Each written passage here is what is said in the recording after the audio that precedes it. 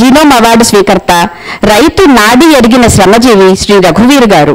Bits పిలానీలో masters degree పూర్తి చేసి software ఉద్యోగంలో మంచి జీతంతో కొనసాగుతున్న సమయంలో తన లక్ష్యం కేవలం ఉద్యోగం కాదు, వ్యవసాయం, అది కూడా మన పురాతన విత్తనాలను సంరక్షించే లక్ష్యం వ్యవసాయం అని నిర్ణయించుకొని చేస్తున్న ఉద్యోగాన్ని కూడా వదిలివేసి తన లక్ష్యం నెరవేరాలంటే సరైన మనిషి ఒరిస్సాకు చెందిన దేవల్ దేవ్ గారు అని గ్రహించి వారిని కలిసి అక్కడ కొంతకాలం వారితో గడిపి వారి దగ్గర శిష్యరికం చేసి విత్తన సంరక్షణకు సంబంధించిన మెళకువలు తెలుసుకోవడంతో పాటు కొన్ని పురాతన వరి విత్తనాలను కూడా సేకరించి వీటికి తోడుగా ఇంకొన్ని పురాతన విత్తనాలను వివిధ ప్రాంతాల నుంచి సేకరించి ఆ విత్తనాలు నాణ్యత కోల్పోకుండా అన్ని జాగ్రత్తలు తీసుకుంటూ 250కి పైగా పురాతన వరి విత్తనాలను సాగు చేస్తూ తన విత్తన భాండాగారాన్ని సంరక్షిస్తున్నారు శ్రీ రఘువీర్ గారు.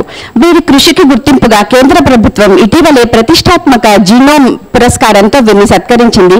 అది వీరి చేసిన కృషికి చాలా చిన్న సత్కారమే. అతి తక్కువ సమయంలో జాతీయ స్థాయి ఎదిగిన ఈ శ్రమజీవికి అది ఒక చిరు సత్కారం మాత్రమే.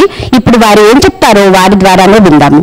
సభ మీద ఉన్న పెద్దలకి నమస్కారం, ఇక్కడికి వచ్చిన అందరికీ నమస్కారం. నేను ఎక్కువ మాట్లాడనండి, ఎక్కువ ఇలాంటి మీటింగ్స్ కూడా రానమాట. ఎందుకంటే ఇక్కడ ఎజెండా కరెక్ట్గా ఉంటుంది కానీ ఆ కార్యాచరణలో చాలా లోపాలు ఉంటాయి. కానీ నాకు ఇక్కడ ఎక్స్చేంజ్ అన్నారు కదా, ఎక్స్చేంజ్ ఇప్పుడు అంతా కొనటం అమ్మడం. ఎంత ఒక పెద్ద ఆయన మాట్లాడారు. సో అంతా ఇప్పుడు అమ్మటం కొనటం అయిపోయిందని, వ్యవసాయం కూడా అమ్మటం కొనటం అయిపోయినాక మన దరిద్రం పట్టుకుంది.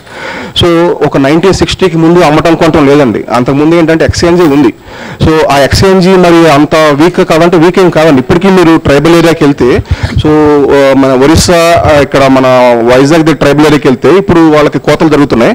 సో అక్కడ డబ్బులు ఏముండదు, కూలీ అనే మాట లేదనమాట. ఒక 10 కుటుంబాలు ఉంటే నా కుటుంబంలో ఇవాళ వరి కోతకు వస్తే 9 కుటుంబాలు వస్తారు. ఆ 9 కుటుంబాల్లో ఒకరితో నాకు గొడవ ఉన్నా సరే ఆ గొడవ వేరు, ఈ పని వేరు అనమాట. అంత బలమైనది ఈ ఎక్స్చేంజ్ ప్రోగ్రామ్ అనమాట, అది బార్టర్ సిస్టమ్. సో ఇప్పుడు నాకు అసలు వ్యవసాయం తెలియదు, నేను ఏ రైస్ తింటున్నానో కూడా తెలియదు. కానీ దీంట్లో రావడానికి కారణం ఏంటంటే ఒక రైస్ వెరైటీ నవారా. సో మా మదర్కి నవారా వాడామన్నమాట. వాడినాక అది నేను కూడా తిన్నాను. సో అసలు అంతకుముందు ఏం తిన్నానో నాకే తెలియదు, వైట్ రైస్ బ్రౌన్ రైస్, అది నా నాలెడ్జ్. సో ఆ నవారా తిన్నాక అది ఎంత బలం ఉందంటే అది ఇంత తిని సరిపోయింది, ఇంతే. సో మీకు కూడా ఎవరైనా తినకపోతే ఆ రైస్ తినండి, 1 కిలో కొనుక్కుని తినండి ఆ రైస్.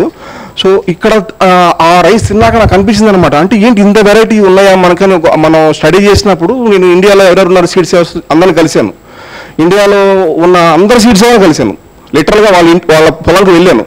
కానీ నాకు ఒక వ్యక్తి ఇన్స్పైర్ చేయగలిగాడు. So doctor Deval Dev. So doctor Deval Dev inspire చేశారనమాట. ఆయన ఏంటంటే ఆయన ఐఏఎస్సిలో పోస్ట్ డాక్టరేట్ చేసి ఒక WWF అని ఒకటి ఉందన్నమాట, world wide fund for nature అని. దాంట్లో సీనియర్ ప్రాజెక్ట్ మేనేజర్ ఆయన, హైలీ పెయిడ్ జాబ్ అది. సో 25 years బ్యాక్ ఇది ఎవరు నేటివ్ వెరైటీస్ తగ్గిపోతున్నాయి, వెస్ట్ బెంగాల్లో ఆయన వాసి, ఈ నేటివ్ వెరైటీస్ అన్ని కూడా కనుమరుగైపోతున్నాయని ఆయన కనుక్కుని ఈ యూనివర్సిటీకి తీసుకెళ్ళాడు ఆయన, వెరైటీస్ కలెక్ట్ చేసి. సో ఎవరో పట్టించుకోవాలి దాన్ని. అప్పుడు అంత హైబ్రిడ్ వెరైటీస్ రాజ్యం వెళ్తున్న టైంలో నువ్వు ఏంటి ఇవన్నీ పట్టుకొచ్చావు, సైంటిస్ట్ అయ్యి ఉండి ఇవన్నీ ఎంకరేజ్ చేస్తున్నావని ఆయన్ని ఇన్సల్ట్ చేశారనమాట. సో ఆయన జాబ్ మానేసి, వాళ్ళ వైఫ్ డాక్టర్ అనమాట, షీ సపోర్టింగ్ హిమ్. ఆ జాబ్ మానేసి ఇప్పుడు ఇండియాలో కాదు ప్రపంచంలో ఆయన దగ్గర ఉన్న వెరైటీలు ఇంకెవరి దగ్గర లేవు. 1400 వెరైటీస్ అనమాట, 1400 వెరైటీలు. ఇప్పుడు చాలా మంది సీడ్ సేవింగ్ చేసినప్పుడు నెంబర్ చెప్పినప్పుడు నాకు భయం వేస్తుంది అనమాట. ఇప్పుడు నేను నెంబర్ చెప్పట్లా బయట, ఎందుకంటే ఒక సీడ్ సేవింగ్ అనేది ఒక ఫండ్ రైజింగ్ చూస్తున్నారు చాలా మంది. సో వాళ్ళు ఏం చేస్తున్నారంటే నా దగ్గర 500 ఉన్నాయి 600 ఉన్నాయి అంటున్నారు. సో 500 600 ఉన్న వాళ్ళందరూ కూడా మా దగ్గర సీడ్ అడిగారు అనమాట. సో మీరు చెప్పిన పేర్లన్నీ కూడా మా దగ్గర సీడ్ అడిగారు. సో అందుకని నెంబర్ చెప్పడం అనేది లేదన్నమాట. కానీ డాక్టర్ దేవల్ దేవ్ దగ్గరికి వెళ్ళినప్పుడు మీరు పొలంకి వెళ్తే ఆ 1400 వెరైటీలు మీరు పొలంలో లెక్కెట్టుకోవచ్చు, చూడొచ్చు. సో మీకు ఎవరైనా నెంబర్ చెప్పినప్పుడు, ఎందుకంటే ఇది మనం చేసినప్పుడు చాలా మంచి సంకల్పం, కానీ ఎవరెవరు నిజంగా చేస్తున్నారని కూడా చాలా తెలుసుకోవాలి, అప్పుడే మనం ఎక్కువ దూరం వెళ్ళగలుగుతాం. సో మీరు ఏంటంటే నా దగ్గర విత్తనాలు లేవు కానీ నేను సీడ్ సేవర్ని నా దగ్గర 500 వెరైటీస్ ఉన్నాయని మొదలెట్టేస్తే, సో మనం మిస్లీడ్ చేస్తున్నాం, బేసిక్గా ఫార్మర్స్ని మిస్లీడ్ చేస్తున్నాము. సో చాలా మందిని మిస్లీడ్ చేస్తున్నాము.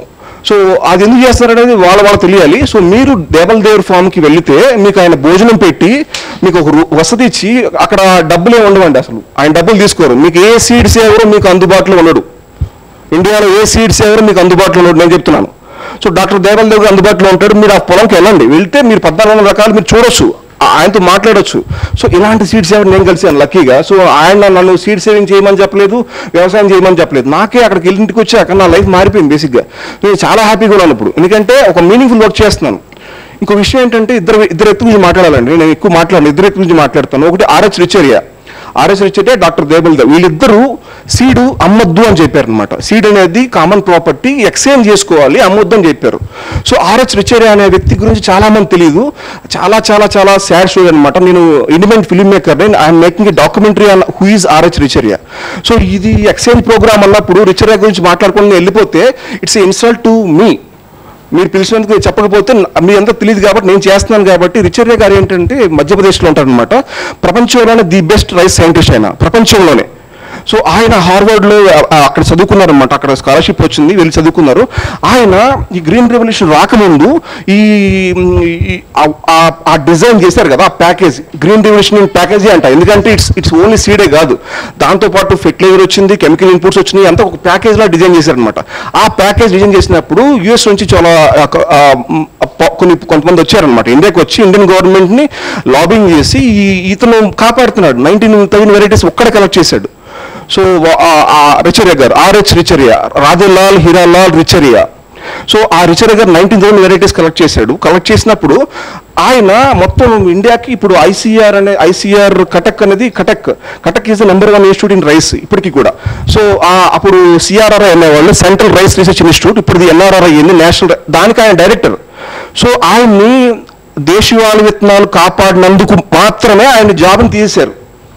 ఇప్పుడు నేను సీడ్స్ ఏం చేస్తున్నాను, వేరే వాళ్ళు చేస్తున్నారంటే నాకు ఇప్పుడు నాకు రిస్క్ లేదు, నాకు కంఫర్టబుల్ లైఫ్ ఉంది, నాకు ఇది తెలిసింది కాబట్టి చేస్తున్నాను.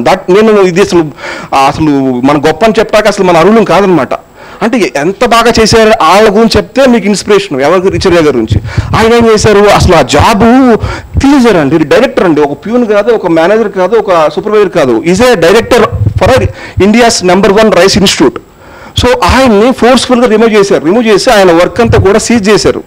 You can read it, available ఉంది.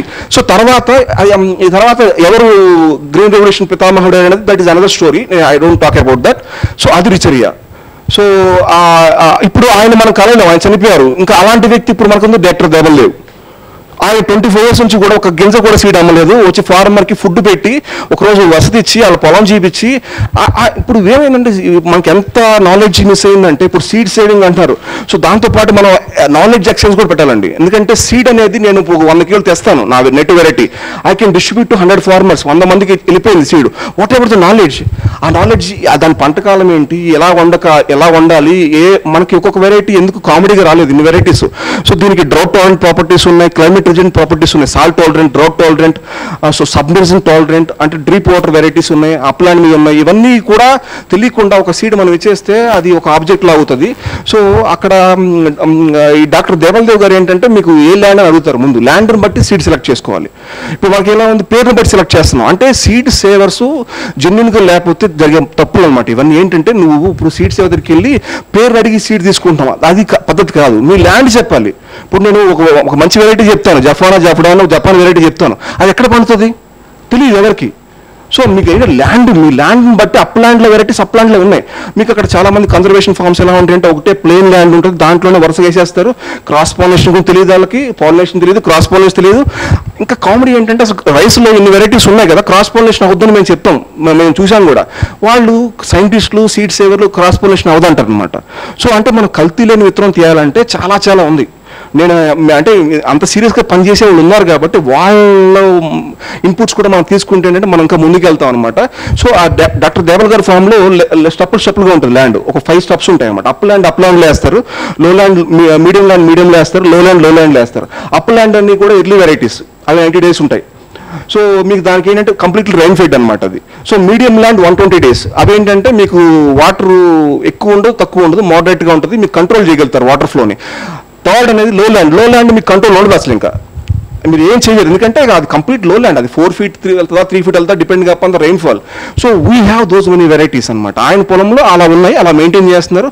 వచ్చిన వాళ్ళకి కూడా మీ ల్యాండ్ అడుగుతారు, అప్ ల్యాండ్, లో ల్యాండ్. ఆ ఫార్మర్కి తెలియదు అప్ ల్యాండ్, లో ల్యాండ్. ఆయనకి ఎక్స్ప్లెయిన్ చేసి అలాంటి సీట్స్ ఎవరు మనకున్నారు, ఇంకా మనకు ఆయన బతుకున్నాడు. రిచర్యా గారు మనం కోల్పోయాము, ఆయన మనం అందరం కూడా చాలా చేయకూడని అవమానాలు చేసేవారు అనమాట ఆయనకి. సో అది మనం ఏం చేయలేము ఇప్పుడు, అది చాలా బాధాకరం. ఇప్పుడు నేను ఫిల్మ్ మేకర్గా నేనేం చేస్తానంటే, I want to tell the story because that is very very inspiring story. So ఇంకా డాక్టర్ దేవల్ దేవ్ గారు ఇంకా బతికి ఉన్నారు కాబట్టి ఆయన దగ్గర మీరు అందరూ వెళ్ళొచ్చు అన్నమాట. ఇప్పుడు నేను ఇదంతా చేస్తున్నాను. సో మేము ఇప్పుడు ఏంటంటే ఇప్పుడు నేను ఒక్కరిని చేస్తే నాకు లేదండి, నాకు అవార్డు వచ్చింది, ఓకే అయిపోయింది, అది కాదు, నేను 100 మంది సీట్స్ ఏమైనా తయారు చేయాలి. సో దానికి మేము ఒక ప్రోగ్రామ్ స్టార్ట్ చేసాం అనమాట, without support from any NGO and government. ఎందుకంటే ఈ ఎన్జిఓ గవర్నమెంట్ ఉన్నప్పుడు డెఫినెట్గా ఎజెండాలు మారుతున్నాయి. నేను చాలా చూసాను అనమాట. ఏంటంటే వాళ్ళ ఎజెండాలు ఉంటాయి, అది కరెక్ట్ ఉండొచ్చు. అంటే నాకు ఆ ఫ్రీడమ్ లేదనమాట. అని చాలా మంది అడుగుతారు, బాగా చేస్తున్నావు కదా, ఎక్స్పాండ్ చేద్దాము, 50 ఎకరాలు ఉంది మాకు అని. నాకు చాలా ప్రపోజల్ వచ్చినాయి, కానీ ఐ డోంట్ వాంట్. నాకు ఒక 1 ఎకర్ ల్యాండ్ ఉంది, దాంట్లోనే చేస్తాను. 1 సీడ్ రెవల్యూషన్ అంటే ఒక విత్తనము కొన్ని వేల విత్తనాలు ఇస్తుంది కాబట్టి మన 1 సీడ్ రెవల్యూషన్లో ఏంటంటే కాన్సెప్ట్ కమ్యూనిటీ సీడ్ బ్యాంక్. అసలు సీడ్ బ్యాంక్ అంటేనే కమ్యూనిటీ అండి. ఒక్కరు చేస్తే అది తప్పండి. అసలు సీడ్ బ్యాంక్ అంటే కమ్యూనిటీ సీడ్ బ్యాంక్ అంతకు ముందు ఉందన్నమాట. సో ఒక ఊర్లో ఒక 10 మంది ఫార్మర్స్ ఉంటే 10 మంది ఫార్మర్ దగ్గర 10 రకాల విత్తనాలు ఉంటే ఒక వాన వచ్చి ఒక వరద వచ్చి ఒక రైతు విత్తనాలు పోతే పక్క రైతు ఇచ్చేవాడు అనమాట. ఎక్స్చేంజ్ న్యాచురల్గా ఉంది అక్కడ. So every farmer a seed saver. ఇప్పుడు నేను సీడ్ సేవర్ అని చెప్తే నాకు నవ్వొస్తుంది అనమాట. So every farmer should be a seed saver. ఇప్పుడు సపరేట్గా ఎవరు లేరు కాబట్టి మనం చెప్పుకుంటున్నాం కానీ సో ఎవ్రీ ఫార్మర్ అనేవాడు సీడ్ సేవర్గా ఉండాలి. ఆ సీడ్ సేవర్ ఇండివిజువల్గా నా ఒక్కడికి నా స్వార్థం నేను అది కాదు. సో కమ్యూనిటీకి వస్తేనే రావాలి. ఇప్పుడు మన 10 ఏళ్ళ నుంచి మనకి ఆంధ్ర తెలంగాణలో సీడ్ సేవింగ్ జరుగుతుంది. సో ఇప్పటికీ మనకు క్వాలిటీ సీడ్ కావాలంటే ఒరిస్సా ఎందుకు మాట్లాడుతున్నాం, సబర్మతి గారి గురించి ఎందుకు మాట్లాడుతున్నాం, దేవల్ దేవ్ గురించి ఎందుకు మాట్లాడుతున్నాం అనేది అందరూ క్వశ్చన్ చేసుకోవాలి.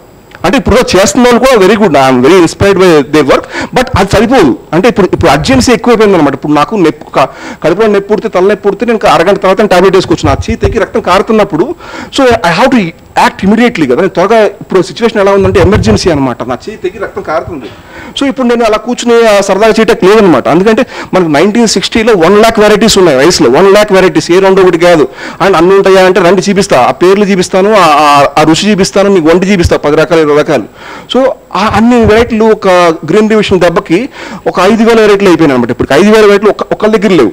అక్కడక్కడ ట్రైబల్ రిమోట్ కార్నర్స్లో ఉన్నాయి. Nobody dare to gather those varieties. Nobody dare or interest to gather those varieties. Only doctor Deval Dev has collected 1,400 varieties. You can literally count the varieties in the farm. Whenever ఎవరైనా మీకు seeds ఎవరు నా దగ్గర అన్ని ఉన్నాయంటే మీరు వెళ్ళిపోండి, పొలంకి వెళ్ళిపోయి ముందు లెక్కెట్టండి, అప్పుడు అతని గురించి చెప్పండి. This is my humble request అనమాట. ఎందుకంటే ఇప్పుడు చాలా మంది ఏమవుతుందంటే అన్ని ఉన్నాయి ఇన్ని ఉన్నాయని చెప్తున్నారు, మమ్మల్ని సీడ్ అవుతున్నారు. It's insult to the people who are really doing it. And 3 years నుంచి నేను చేస్తున్నాను. నాకు వచ్చిన పబ్లిసిటీకి నేను I can easily sale 20 lakhs rupees. ప్రతి సంవత్సరం 20 లక్షల సీట్ తక్కువ కూడా నేను అమ్మగలుగుతాను. కానీ నేను ఒక గింజ కూడా ఇప్పుడు అమ్మలేదు. సో నేను నా పర్సనల్ మనీ నేను పబ్లిక్ ట్రాన్స్పోర్ట్ వెళ్తాను. I can afford a car. So నేను 5 లక్షల డబ్బులు దీనికి ఖర్చు పెట్టాను అనమాట. నేను చెప్తున్నాను అంటే ఇలాంటి మనుషులు కూడా ఉన్నారు. సో ఇదనమాట. ఇప్పుడు ఆ 1 seed రెవల్యూషన్లో ఏంటంటే నా ఒక్కడి గురించి కాకుండా ఇంకా రకరకాల విత్తనాలు రకరకాల మందులకి ఇస్తే మనం ఓన్లీ సీడ్ అంటే ప్యాడీ సీడ్ కాదండి. So any stem cutting, any tuber, any banana sucker, everything a seed, అవన్నీ కూడా ఇప్పుడు ఇంకా మన బతుకున్నాయి. సో ఇవన్నీ కూడా మనకి ఇప్పుడు నా దాంట్లో దుంపలు పండే రైతున్నాడు. సో మా కమ్యూనిటీ సీడ్ బ్యాంక్లో అతను ఉన్నారనమాట. ఇది మేము ఆల్రెడీ చేస్తున్నాం. 1 seed రెవల్యూషన్ అనే దాంట్లో మా దాంట్లో ఇప్పుడు కమ్యూనిటీ ఫామ్లో సో బనానా సీడ్ సేవర్స్ ఉన్నారు, తర్వాత ట్యూబర్స్ ఉన్నారు, తర్వాత పల్సెస్, అలా అన్ని వెరైటీస్ ఉన్నాయన్నమాట. ఫ్యూచర్లో ఒక డైవర్సిటీ పార్క్ తేవాలనేది మా సంకల్పం. మీకు ఇప్పుడు నేను ట్రైబల్ వెరైటీ నుంచి ఒక బెండి తెచ్చాను అనమాట. అది 6 feet పెరుగుతుంది. అదేంటంటే పెరినేల్, ఒక 4 కాయలతో మీకు కూర అయిపోతుంది. అది నేను సీడ్ తెచ్చాను. ఎవరైనా ఇంట్రెస్ట్ ఉంటే నేను ఆ సీడ్ మీకు ఇస్తాను. సో మీరు నాకు ఆ సీడ్ తీసుకునే కాదు, మీ నెంబర్ తీసుకుంటాను. మీరు నాకు ఎప్పుడు ఆ ఫొటోస్ పంపించకపోతే నేను మీ గురించి ఫేస్బుక్లో ఓపెన్గా పెడతాను అనమాట. ఈ వ్యక్తి అక్కడ సీడ్ తీసుకున్నాడు, he's not doing, he's wasting 1 seed అనమాట. అదే కరెక్ట్ చేశాను కదా. సో మీరు అప్డేట్ పెడుతూ ఉండాలి. నాకేమీ వద్దు, మీరు అప్డేట్ పెడితే అదే పెద్ద నాకు ఇచ్చే గిఫ్ట్ అనమాట. సో ఇదండి. మీకు క్వశ్చన్స్ ఉంటే అడగొచ్చు, నేను ఇక్కడే ఉంటాను. So thank you for the opportunity. ఇది చాలా మంచి ఇనిషియేటివ్. సో గణేష్ గారు అంటే మాకు బాగా ఇన్స్పిరేషన్, సుబ్రహ్మణ్య రాజు గారు ఇన్స్పిరేషన్. నిజంగా చాలా పెద్ద వాళ్ళంతా ఇక్కడికి వచ్చారు. నేను చాలా హ్యాపీగా ఉన్నాను ఇక్కడ రావటానికి. ఎందుకంటే మనకి ప్లాట్ఫామ్ కూడా లేదండి, ఒక మంచి మాట మాట్లాడటానికి వేదిక కూడా లేదు. బేసిక్గా అంత దరిద్రమైన పరిస్థితులు మనకి ఇలా ఉన్నాయన్నమాట. సో అందుకని నాకు ఎక్కడ దొరికినా సరే నేను ఓపెన్గా మాట్లాడతాను. అంటే సభకు కొన్ని పదాలు ఉంటాయి, కొన్ని స్ట్రిక్షన్ ఉంటాయి. I don't follow them. I writer but I don't follow them. నాకేం మాట్లాడుతున్నా నాకు కూడా తెలియదు.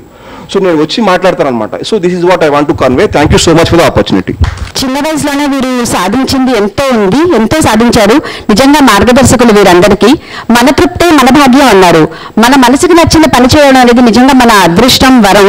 అది అందరికీ దొరకదు. వారికి ఒక చిరు సత్కారం.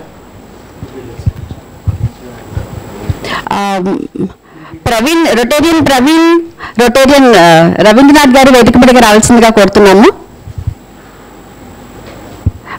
భరత్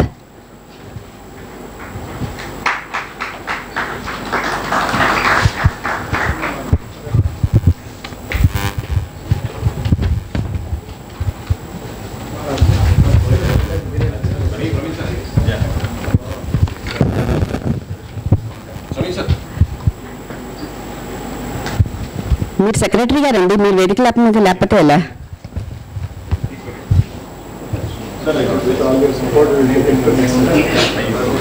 థ్యాంక్ యూ సార్, చాలా ఇన్స్పిరేషన్గా చెప్పారండి. నేను ఒకే ఒక నిమిషంలో ఒక చిన్న పిట్టకథతో ముగిస్తాను. నాకు పర్మిషన్ ఇవ్వాల్సిందిగా ప్రేక్షక దేవులందరినీ కోరుతున్నాను. నార్త్ ఇండియాలో పుచ్చకాయలు పండించే ఒక రైతు ఉండేవాడు, పేరు లేదు మనకి.